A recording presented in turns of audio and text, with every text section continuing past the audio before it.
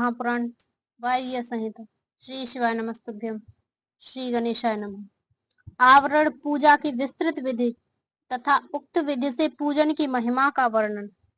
उपमन्यु कहते हैं, यदुनंदन, क्रमशः गणेश और कार्तिका का गंध आदि शिवा। उपमन्यु कहते हैं, यदुनंदन, पहले शिवा और शिव के दाएं और बाएं भाग में क्रमशः गणेश और कार्तिकेय का गंध आदि 5 उपचारों द्वारा पूजन करें। फिर इन सब के चारों ओर ईशान से लेकर सद्योजात पर्यंत 5 ब्रह्म मूर्तियों का शक्ति सहित क्रमशः पूजन करें। यह प्रश्न आवरण में किया जाने वाला पूजन है। उसी आवरण में हृदय आदि 6 अंगों तथा शिव और शिवा का अग्निकोण से लेकर पूर्व दिशा पर्यंत 8 दिशाओं में क्रमशः पूजन करें। वहीं वामा आदि शक्तियों के साथ वाम आदि 8 रुद्रों की पूर्वादि दिशाओं में क्रमशः पूजन करें। यह पूजन वैकल्पिक है। यदुनंदन, यह मैंने तुमसे प्रथम आवरण का वर्णन किया है। अब प्रेम पूर्वक दूसरे आवरण का वर्णन किया जाता है। श्रद्धा पूर्वक सुनो। पूर्व दिशा वाले दल में अनंत और उनके वाम भाग में उनकी शक्ति का पूजन करें। दक्षिण दिशा वाले दल में शक्ति सहित सूक्ष्म देव की पूजा करें। पश्चिम दिशा वाले दल में शक्ति सहित शिवोत्तम का, उत्तर दिशा वाले दल में शक्ति युक्त एक नेत्र का, ईशान कोण वाले दल में एक रुद्र और उनकी शक्ति का, अग्नि कोण वाले दल में त्रिमूर्ति और उनकी शक्ति का, नैऋत्य कोण में दल के श्री कंठ और उनकी शक्ति का, तथा वायव्य कोण में दल के शक्ति सहित शिखंडी का पूजन करें। समस्त चक्रवर्तियों के भी द्वितीय आवरण में ही पूजा करनी चाहिए। तृतीय आवरण में शक्तियों सहित अष्टमूर्तियों का पूर्वादि 8 दिशाओं में क्रमशः पूजन करें। भव, शर्व, ईशान, रुद्र, पशुपति, उग्र, भीम और महादेव, ये क्रमशः 8 मूर्तियां हैं। उसके बाद उसी आवरण में शक्तियों सहित महादेव आदि 11 मूर्तियों की पूजा करनी चाहिए। महादेव, शिव, रुद्र, शंकर, नील लोहित, ईशान, विजय, भीम, देवदेव, भावोद्भव तथा कपदृश या कपालीश, ये 11 मूर्तियां हैं। इनमें से जो प्रथम 8 मूर्तियां हैं उनका अग्निकोण वाले दल से लेकर पूर्व दिशा पर्यंत 8 दिशाओं में पूजन करना चाहिए। देव देव को पूर्व दिशा के दल में स्थापित एवं पूजित करें और ईशान का पुनः अग्निकोण में स्थापन पूजन करें। फिर इन दोनों के बीच में भवोद्भव की पूजा करें और इन्हीं के बाद कपालीश या कपदृश का स्थापना पूजन करना चाहिए। उस तृतीय आवरण में फिर वृषभ राज का पूर्व में, नंदी का दक्षिण में, महाकाल का उत्तर में, शास्ता का अग्निकोण में दल में, मातृकाओं का दक्षिण दिशा के दल में, श्री गणेश का नैऋत्य कोण के दल में, कार्तिकेय पश्चिम दल में, ज्येष्ठा वायव्य कोण में दल में, गौरी का उत्तर दल में, चंड का ईशान कोण में तथा शास्ता एवं नंदीश्वर के बीच में मुनीन्द्र वृषभ का यजन करें। महाकाल के उत्तर भाग में पिंगल का, शास्ता और मातृकाओं के बीच में भृंगीश्वर का, मातृकाओं तथा गणेश जी के बीच में वीरभद्र का, स्कंद और गणेश जी के बीच में सरस्वती देवी का, ज्येष्ठा और कीर्तिकेय के बीच में शिव चरणों की अर्चना करने वाली श्री देवी का, ज्येष्ठा और गणाम्बा गौरी के बीच में महामोटी की पूजा करें। गणाम्बा और चंड के बीच में दुर्गा देवी की पूजा करें। इसी आवरण में पुनः शिव के अनुचर्य वर्ग की पूजा करें। इस अनुचर्य वर्ग में रुद्रगण, प्रमथगण और भूतगण आते हैं। इन सब के विविध रूप हैं और ये सब के सब अपनी शक्तियों के साथ हैं। इनके बाद एकाग्र चित्त हो शिवा के सखी वर्ग का भी ध्यान एवं पूजन करना चाहिए। इस प्रकार तृतीय आवरण के देवताओं का विस्तार पूर्वक पूजन हो जाने पर उसके ब्रह्म भाग में चतुर्थ आवरण का चिंतन एवं पूजन करें। पूर्व दल में सूर्य का, दक्षिण दल में चतुर्मुख ब्रह्मा का, पश्चिम दल में रुद्र का और उत्तर दिशा के दल में भगवान विष्णु का पूजन करें। इन चारों देवताओं के भी पृथक पृथक आवरण हैं। इनके प्रथम आवरण में 6 अंगों तथा दीप्ता आदि शक्तियों की पूजा करनी चाहिए। दीप्ता, सूक्ष्मा, जया, भद्रा, विभूति, अमल, विमला, अमोघा और विद्युता। इनकी क्रमशः पूर्व आदि 8 दिशाओं में स्थित है। द्वितीय आवरण में पूर्व से लेकर उत्तर तक क्रमशः 4 मूर्तियों की, उनके बाद उनकी शक्तियों की पूजा करें। आदित्य, भास्कर, भानु और रवि, ये 4 मूर्तियां क्रमशः पूर्व आदि चारों दिशाओं में पूजनीय है। तत्पश्चात अर्क, ब्रह्मा, रुद्र और तथा विष्णु, ये 4 मूर्तियां भी पूर्व आदि दिशाओं में पूजनीय है। पूर्व दिशा में विस्तरा, दक्षिण दिशा में सुतरा, पश्चिम दिशा में बोधनी और उत्तर दिशा में अप्यायनी की पूजा करें। ईशान कोण में उषा की, अग्नि कोण में प्रभा की, नैऋत्य कोण में प्राज्ञा की और वायव्य कोण में संध्या की पूजा करें। इस तरह द्वितीय आवरण में इन सब की स्थापना करके विधिवत पूजा करनी चाहिए। तृतीय आवरण में सोम, मंगल, बुद्धिमानों में श्रेष्ठ बुद्ध, विशाल बुद्धि बृहस्पति, तेजो निधि शुक्र, शनेचर और धूम्र वर्ण वाले भयंकर राहु केतु का पूर्वादि दिशाओं में पूजन करें। अथवा द्वितीय आवरण में 12 आदित्यों की पूजा करनी चाहिए और तृतीय आवरण में 12 राशियों की, उसके ब्रह्म भाग में 7 गणों की सब और पूजा करनी चाहिए। ऋषियों, देवताओं, गंधर्वों, नागों, अप्सराओं, ग्रामणियों, यक्षों, यातुधानों, 7 छंदों में अश्वों तथा वालखिल्यों का पूजन करें। इस तरह तृतीय आवरण में सूर्य देव का पूजन करने के पश्चात 3 आवरणों सहित ब्रह्मा जी का पूजन करें। पूर्व दिशा में हिरण्यगर्भ का, दक्षिण दिशा में विराट का, पश्चिम दिशा में काल का और उत्तर दिशा में पुरुष का पूजन करें। हिरण्यगर्भ नाम का जो पहले ब्रह्मा है, उनकी अंग कांति कमल के समान है। काल जन्म से ही अंजन के समान काले हैं और पुरुष स्फटिक के समान निर्मल है। त्रिगुण, राजस, तामस तथा सात्विक, ये चारों भी पूर्वाद दिशा के क्रमशः प्रथम आवरण में ही स्थित हैं। द्वितीय आवरण में पूर्वाद दिशाओं के दलों के क्रमशः सनत कुमार, सनक, सनंदन और सनातक का पूजन करना चाहिए। तत्पश्चात तीसरे आवरण में 11 प्रजापतियों की पूजा करें। उनमें से 8 का तो पूर्व आदि 8 दिशाओं में पूजन करें, फिर शेष 3 का पूर्व आदि के क्रम से अर्थात पूर्व, दक्षिण एवं पश्चिम में स्थापना पूजन करें। दक्ष, रुचि, भृगु, मरीच, अंगिरा, पुलस्त्य, पुलह, क्रतु, अत्रि, कश्यप और वशिष्ठ, ये 11 विख्यात प्रजापति हैं।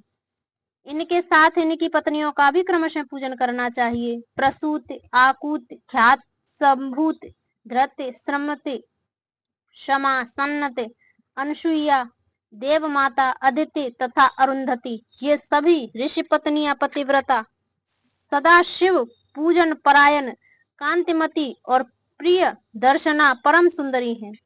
अथवा प्रथम दर्शना परम सुंदरी हैं। अथवा प्रथम आवरण में चारों वेदों का पूजन करें, फिर द्वितीय आवरण में इतिहास पुराणों की अर्चना करें तथा तृतीय आवरण में धर्मशास्त्र सहित संपूर्ण वैदिक विद्याओं का सब और पूजन करना चाहिए। चारों वेदों को पूर्वाद 4 दिशाओं में पूजना चाहिए। अन्य ग्रंथों को अपनी रुचि के अनुसार 8 या 4 भागों में बांटकर सब और उनकी पूजा करनी चाहिए। इस प्रकार दक्षिण में 3 आवरणों से युक्त ब्रह्म जी के पूजा करके पश्चिम में आवरण सहित रुद्र का पूजन करें। ईशान आदि 5 ब्रह्मा और हृदय आदि 6 अंगों को रुद्रदेव का प्रथम आवरण कहा गया है। द्वितीय आवरण विद्वेश्वर में है। तृतीय आवरण में भेद है, अतः उसका वर्णन नहीं किया जाता। इस आवरण में पूर्वादि दिशा के क्रम से त्रिगुण आदि 4 मूर्तियों की पूजा करनी चाहिए। पूर्व दिशा में पूर्ण रूप से शिव नाम महादेव पूजित होते हैं। इनकी त्रिगुण संज्ञा है क्योंकि ये त्रिगुणात्मक जगत के आश्रय हैं। दक्षिण दिशा में राजस पुरुष के नाम से प्रसिद्ध सृष्टिकर्ता ब्रह्मा का पूजन किया जाता है, ये भव कहलाते हैं। पश्चिम दिशा में तामस पुरुष अग्नि की पूजा की जाती है, इन्हीं को संहारकारी हर कहा गया है।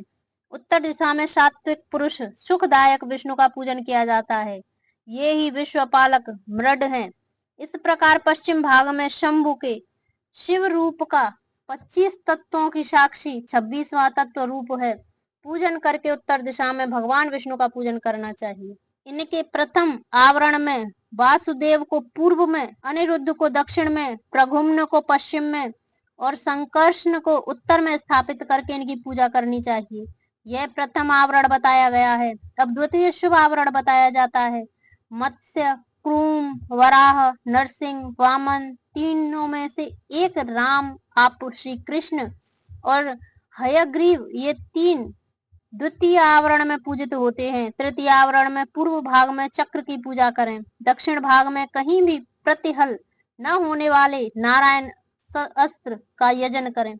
पश्चिम में 5 जन्य का, उत्तर में शाग्न धनुष की पूजा करें। इस प्रकार 3 आवरणों में युक्त साक्षात विश्व नामक परम हरे महाविष्णु की, जो सदा सर्वदा व्यापक हैं, मूर्ति में भावना करके पूजा करें।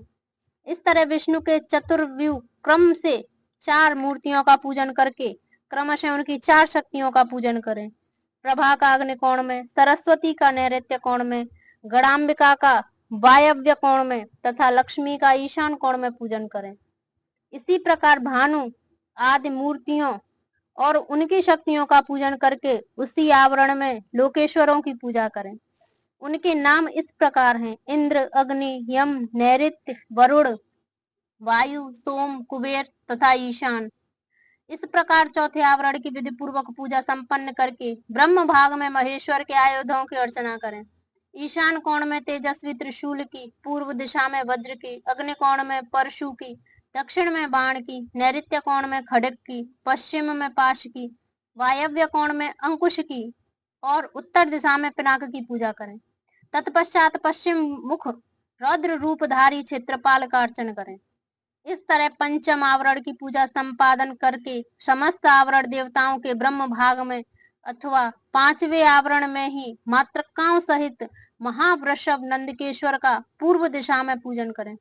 तदंतर समस्त देव योनियों की 4 ओर अर्चना करके इसके सिवा जो आकाश में विचरने वाले ऋषि, सिद्ध, दैत्य, दक्ष, राक्षस, अनंत आदि नागराज, उन नागेश्वरों के कुल में उत्पन्न हुए अन्य नाग, डाकनी, भूत, वेताल, प्रेत और भैरवों के नायक, नाना योनियों में उत्पन्न हुए अन्य पातालवासी जीव, नदी, समुद्र, पर्वत, वन, सरोवर, पशु, पक्षी, वृक्ष, कीट आदि शुद्र योनि के जीव, मनुष्य, नाना प्रकार के आकार वाले मृग, शुद्र जंतु, ब्रह्मांड के भीतर लोक, कोटि कोटि ब्रह्मांड, ब्रह्मांड के बाहर के असंख्य भुवन और उनके अधीश्वर तथा 10 दिशाओं में स्थिर ब्रह्मांड के आधारभूत रुद्र हैं, और गुण जनित, माया जनित, शक्ति जनित तथा उससे भी परे जो कुछ भी शब्दवाच्य जड़ चेतनात्मक प्रपंच है, उन सब को शिवा और शिव के पार्श्व भाग में स्थित जानकर उनका सामान्य रूप से यजन करें।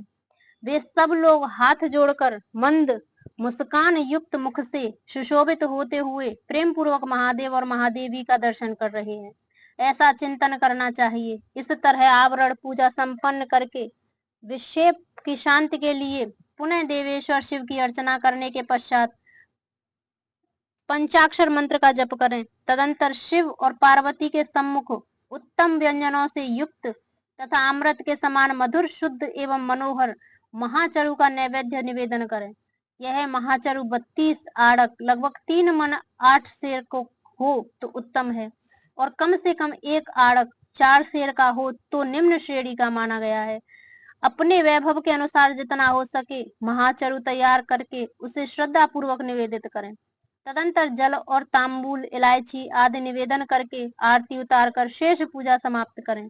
याग के उपयोग में आने वाले द्रव्य, भोज्य, वस्त्र आदि को उत्तम श्रेणी का ही तैयार करा कर दें।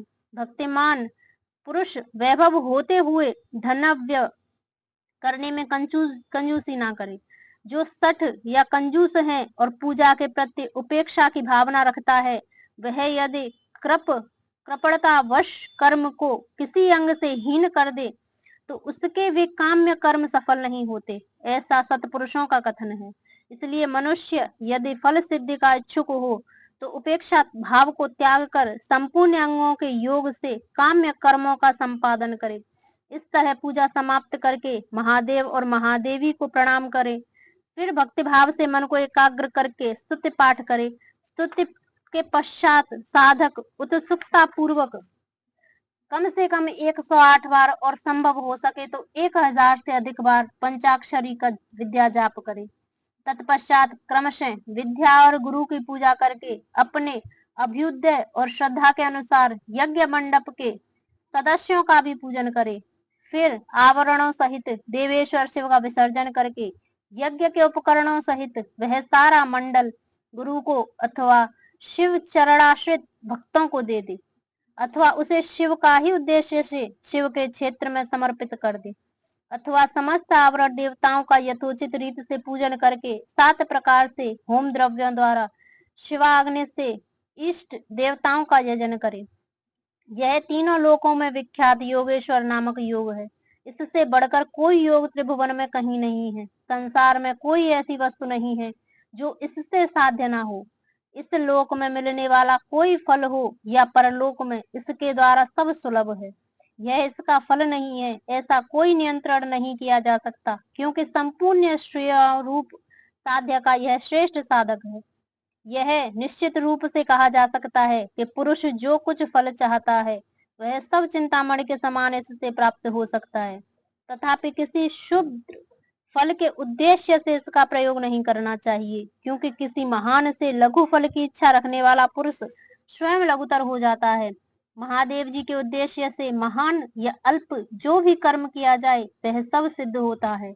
अतः उन्हीं के उद्देश्य से कर्म का प्रयोग करना चाहिए। शत्रु तथा मृत्यु पर विजय पाना आदि जो फल दूसरों से सिद्ध होने वाले नहीं हैं, उन्हीं लौकिक या परलौकिक फलों के लिए विद्वान पुरुष इसका प्रयोग करे।